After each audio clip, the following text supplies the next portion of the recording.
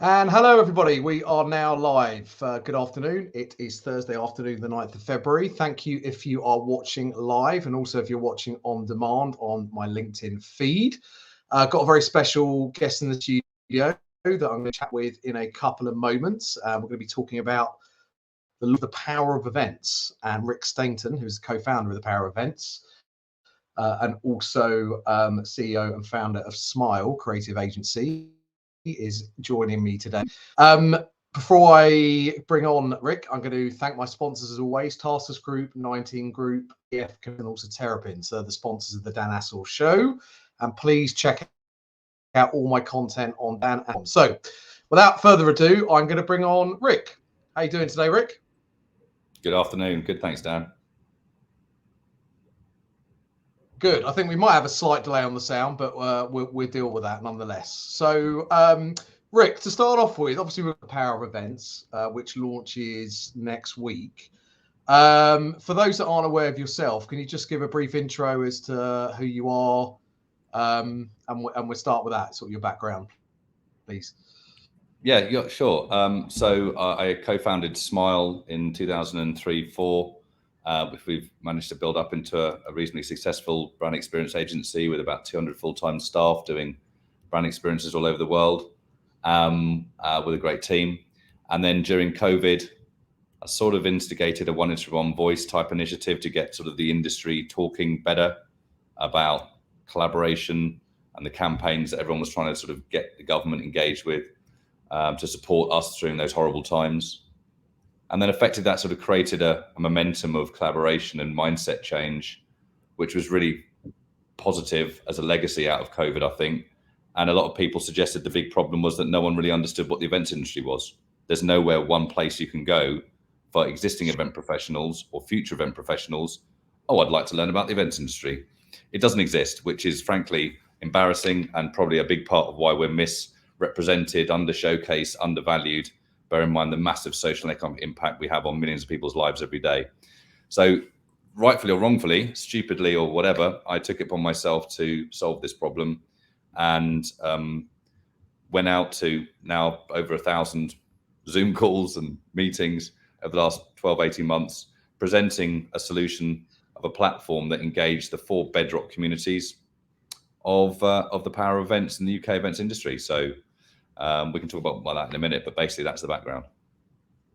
Yeah, so thank you. So actually, I've managed to load a video that you kindly sent me as well. So I'm going to show this quickly. It's just like a 60-second piece, which will give an intro to the Power of Events, and then yes, we're going to discuss it a bit more.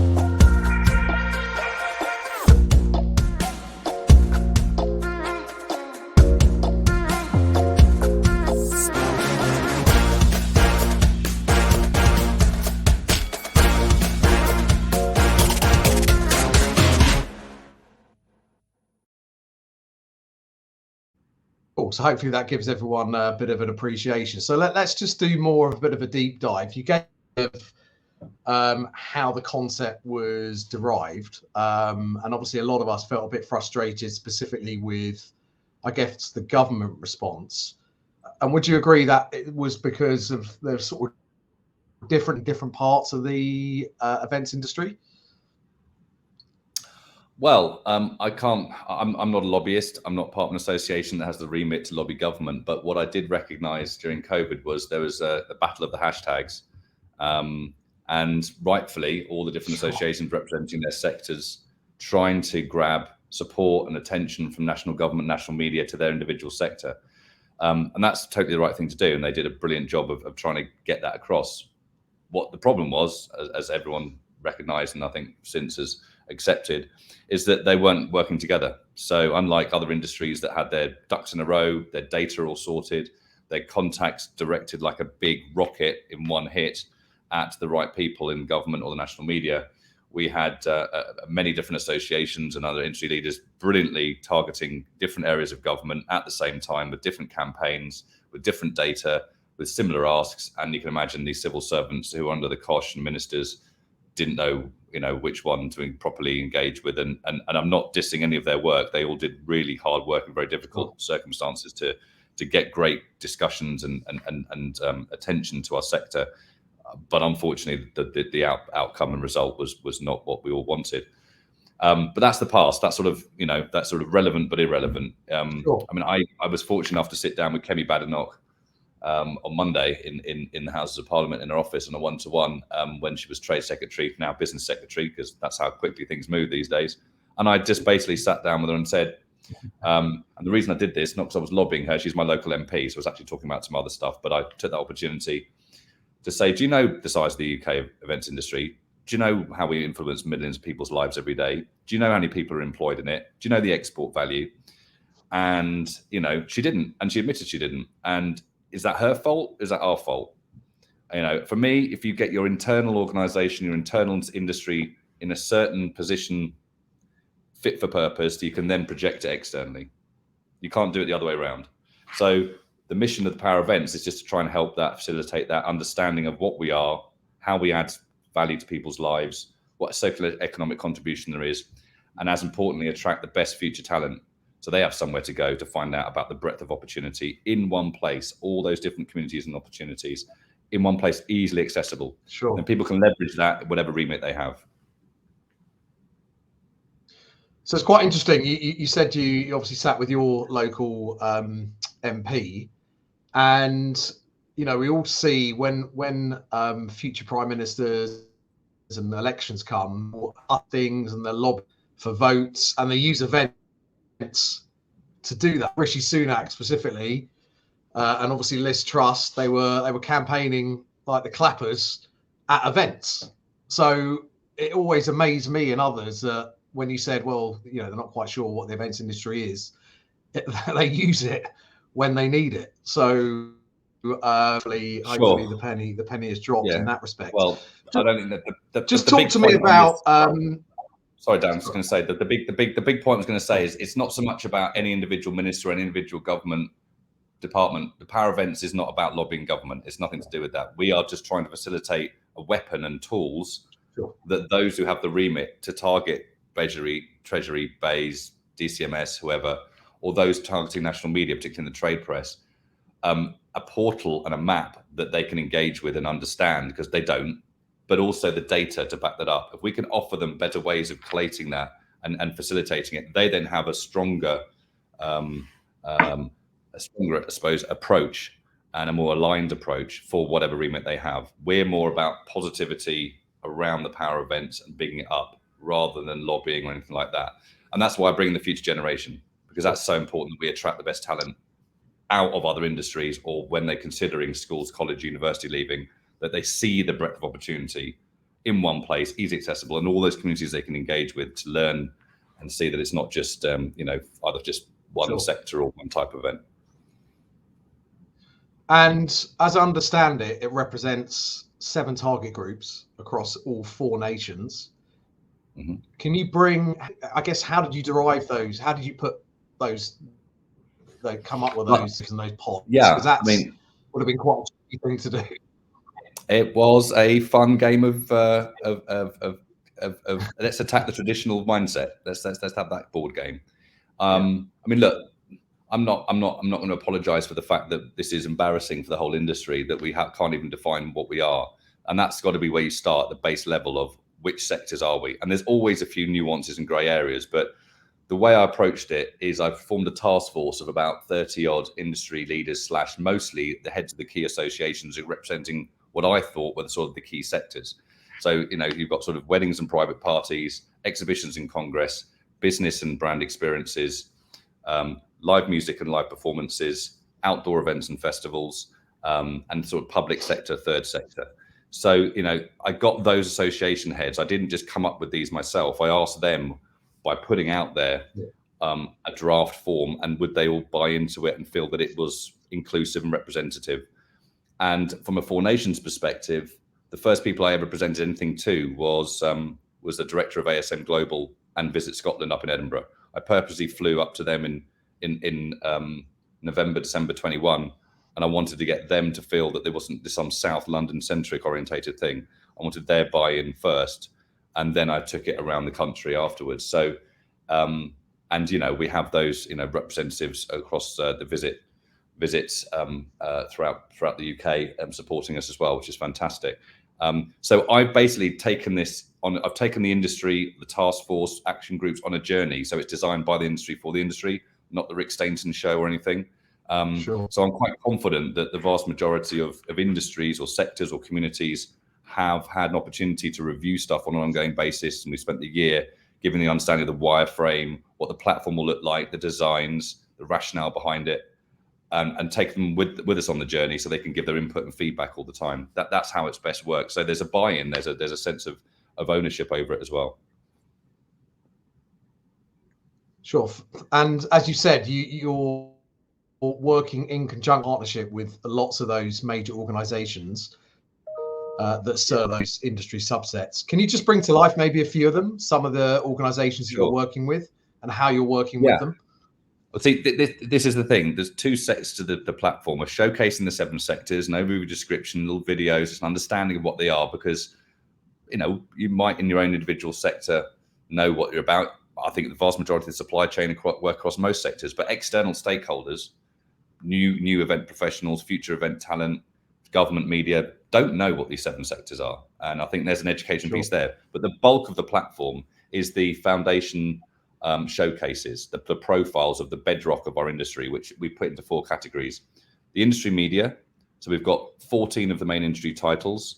So whether that's your sort of mass media titles of AA, conference news, exhibition news, through to your standout, through to event industry news, to IQ magazine, TPI, Festival Insights, to Event Space in Scotland, and so on. So I don't think we've missed anyone major.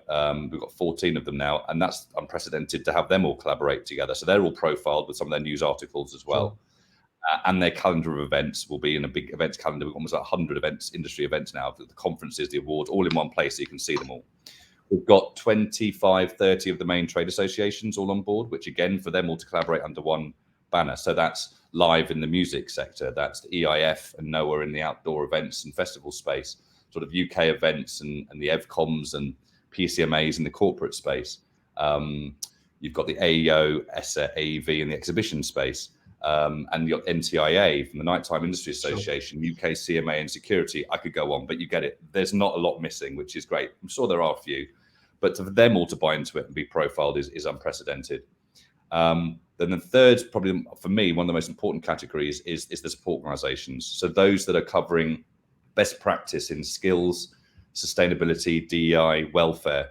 So that's your ILAs, your greener festivals, your diversity alliances, your stress matters, event wells, Vision 2025, Production Futures, Superjam. They do not a lot of them not for profits or B Corp or organizations that just need to be more known across the sectors, because often they come out of one specific sector. They do phenomenal work to add value to all sorts of different future or existing event professionals, development and businesses. And then finally, the 10 universities. So we've got 10 universities from across the 4 nations, from Ulster to Cardiff, to University of West Scotland, to Bournemouth, Westminster, Greenwich, Sheffield, Leeds and Manchester, all bought into this, profiled on the site, so excited about engaging closer with industry and for their students to have a better access and engagement and be involved in the Power Events platform and the conduit facilitation that we can do. And they're going to add a lot of value to the research side as well, the universities. So that's a makeup of 90, I think, organizations. Amazing. And obviously to put this together, you need, I guess, funding. It's a big project. How's this being funded? And if people want to support it, how can they do that? Well, I'm happy to say, and I sort of have to apologize and thank people at the same time for my hounding, but I've spent the last year asking people for donations to a startup fund. And we started off with a target of 100K, which we would get the platform to a certain place. And if I'm honest, 99% of everybody I've spoken to has said, yes, it's the right idea. Yes, it's badly needed and has been for years. And they're happy to put a bit of a contribution to the startup fund. So there's hundreds of business supporters. So whether it's, Excel London to DRPG, Identity to Informer. Recently, Glastonbury came on board, as did Notting Hill Carnival, London Marathon. We've got a huge broad range of different types of commercial organisations from different sectors, which is fantastic. And then you've got the universities, trade media, support organisations, and trade associations that have also been asked to put in. Not all of them have, and I think the ones that haven't, to be fair, are not for profits and the support organisations. They're quite small, low resources. It's more important to me that they were profiled and then we're asked for money. A few have offered, which is lovely, but it's more important that we get the full representation rather than just you can only come on and be profiled if you're tiny and you pay some money. That's not how this should work. So most people have donated between like 500 quid to quite a few thousand, depending on their investment in industry purpose, available budget, where they're at in their cycle of budgets and whatever. And anything's been amazing. There's no judge of size or business. So we've raised over 150K now, and that's almost entirely going into the development of the wireframe, this very expansive site, the back end setting up of it, trademarking it, and then some work on a little bit of expenses just for that me and Simon and Sophie, the core team, have been going around the country and doing a lot of speaking. But there's, Sophie's a great part of our team. She's 4 days a week and she gets paid a salary to support our whole operation, whereas Simon and I are not at all paid by this. We just get a few train fare expenses covered. And we're not doing it for any sort of remuneration perspective. So we're trying to channel the vast majority of the raise money consistently into the platform to start with, launch event soon, and then the web app in a few months' time we'll be launching for the research data. Thank you. Yeah, I was going to talk to you. So next week you've got this the big launch, which I think is on the 16th, which I'm going to be attending. Tell me about that. Can people still get involved? Can they attend? How do they do that? Talk to me about the launch. Well, when we announced the launch event, I was worried we'd get 10 people to come along that just were available walking past Tottenham Court Road at the time. We have a capacity of about 150 here at Outernet, which is a brilliant venue, and I'm really proud that they've supported this for us. I think we're at capacity. I think we're sold out. If I'm honest with you, I don't know. We maybe a few left. I know we're up to about 130 at the weekend, which is fantastic. And it's pretty much all supporters and partners that obviously are invited. So that all the trade, media, press, and people like yourself with podcasts and online communities are being showcased. The support organisations, trade associations, and so on, and about 5 or 6 universities are going to be there. So if anyone does want to come, please let us know at hello@thepowerevents.org. It's not a closed shop unless obviously we run out of size and space capacity. That's understandable. Obviously, supporters and partners have sort of first right of refusal. But since we announced the launch 3 or 4 weeks ago, we've had loads more interest in people coming on as supporters and partners, which makes me really relieved, but also frustrated. I spent the last year on a Zoom call. I might as well just announce a launch event and just waited for people to get involved. But it's not how these things work. But no, it's just phenomenal. And there's loads more people that I'm still talking to, really trying to get their sign off to get involved before the launch. But obviously, this is the start of the journey. This is not the end. This is the beginning of, here's the platform. What do you think about it, and so on. So if you can come to the launch event, you'd like to, let us know. I can't promise there are availability still, but I think there are a few left. Just got to check on our supporters and partners have all RSVP'd. But from that point on in, there'll be a lot of social media activity showing who was there and some of the content, and it will be hopefully all the trade press will report on it, and obviously the site will be up for you to explore. So yeah, sure.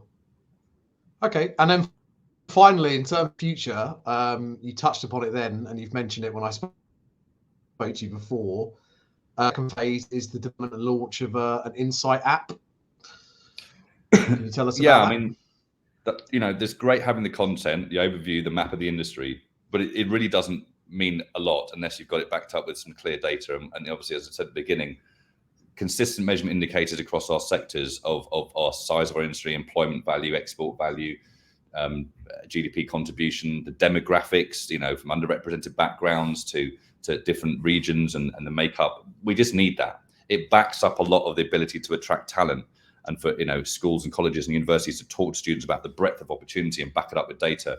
It helps the trade associations and industry media target with their remit is government or national government or in national media, and they need to back up with solid data. So the web app will be launched in the spring. Don't know the date yet. We're just trying to get the platform, the launch event away, but I'm thinking around towards the end of April. And we're planning on doing that probably across the whole 4 nations. So we're going to go to Scotland, we're going to go to Wales, we're going to go to Northern Ireland, we're going to go to the south and the north and London of England, and show it's a proper 4 nations engagement, and do a sort of road show and launch that in conjunction with some of our local partners and supporters around that. And that web app is designed to be a really engaging, hopefully like the brand that you can see on the platform when it's launched, ability to grab all sorts of different simple data, just so that we can help associations and anyone else that needs data with either their industry research, so we add some firepower to it, or we're going to create our own with the industry partners and approach some support grant funding for them. Sure. We've already got one with Leeds University we're looking at. So that's very exciting, because if we can get that content and that data over to people, it adds a huge amount of added value to the way that they present the events industry now, and combat the problems of the past, alongside the platform, obviously, with the content on there. So that's an exciting progression. Perfect. Listen, thank you, Rick. We wish you the best of luck. Thanks. I'm sure times that I'm going to see you. I'll see you at the event next week. Yes. Obviously, encourage everyone, if they just want to have a look at what's going on, it's thepowerofevents.org. And obviously, they can message through there, or even yourself personally, I guess, through LinkedIn, if they want to get involved from a financial perspective. So thank you, Rick. I'm just going to pop you back in the green room and have a quick chat with you afterwards. Thank you. Thanks very much, Dan. Cheers. Okay, so that was Rick Stainton, who was the co-founder of The Power of Events. Check out the Power of Events website. Also their social media handles, Twitter, Facebook, Instagram, LinkedIn, and so on. And look out for all the announcements about the event next week. So there'll sure be lots of photos and commentary around that. So listen, thank you so much for tuning in today, whether it's live or on demand. And I should say, if you had a comment for Rick, or any of the Power of Events team, please post it in the comments section on this feed. Thank you so much, and I'll see you again soon.